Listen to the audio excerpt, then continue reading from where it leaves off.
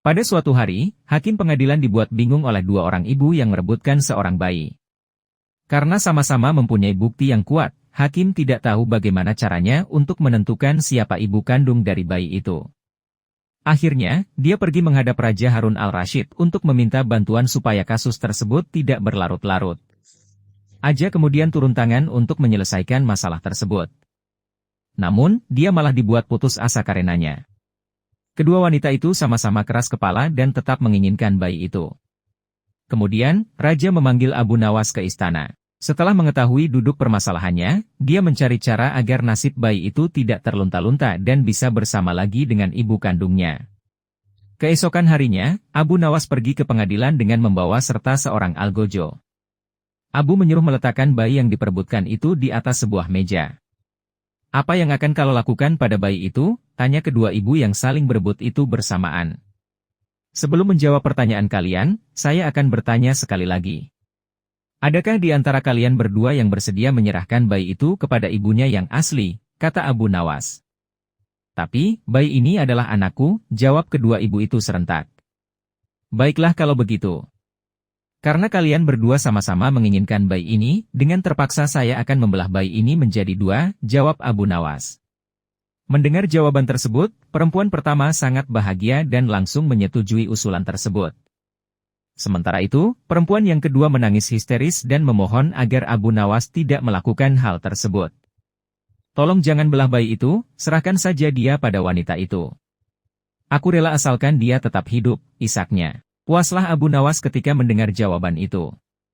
Akhirnya, dia tahu siapa ibu dari bayi itu yang sebenarnya.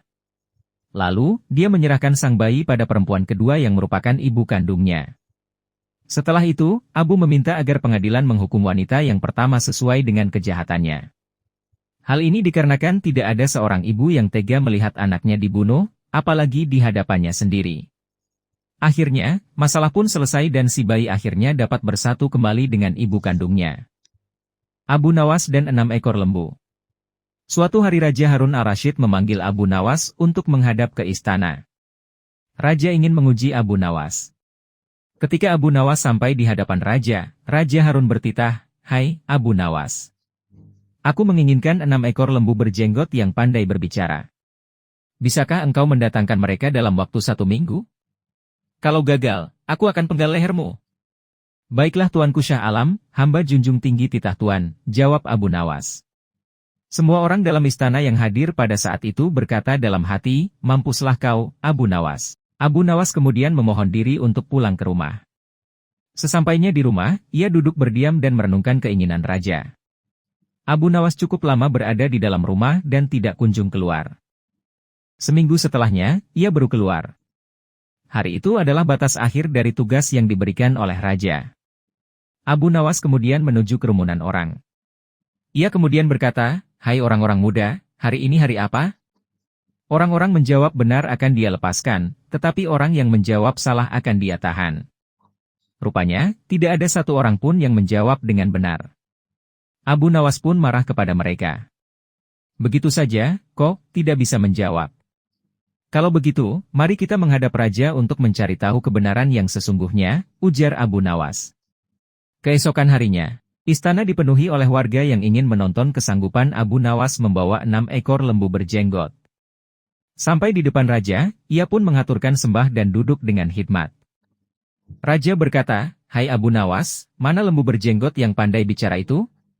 Abu Nawas kemudian menunjuk 6 orang yang dibawanya, sambil berkata, "Inilah mereka, Tuanku Syah Alam."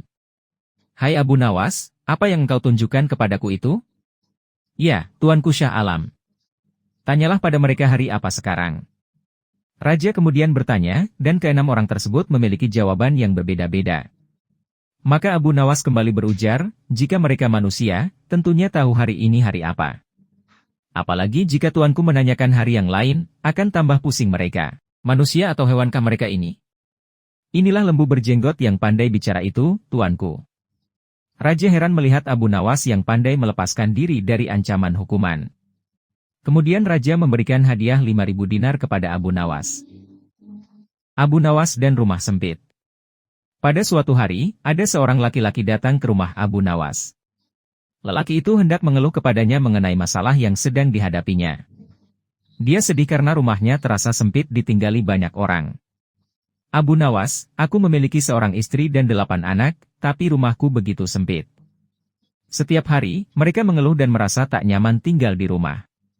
Kami ingin pindah dari rumah tersebut, tapi tidak mempunyai uang. Tolonglah katakan padaku apa yang harus kulakukan, kata lelaki itu.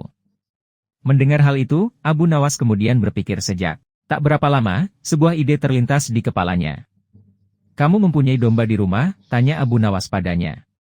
Aku tak menaiki domba, jadi aku tak memilikinya, jawabnya. Setelah mendengar jawabannya, dia meminta lelaki tersebut untuk membeli sebuah domba dan menyuruhnya untuk menaruh di rumah. Pria itu kemudian menuruti usul Abu Nawas dan kemudian pergi membeli seekor domba. Keesokan harinya, dia datang lagi ke rumah Abu Nawas. Bagaimana ini? Setelah aku mengikuti usulmu, nyatanya rumahku menjadi tambah sempit dan berantakan, keluhnya.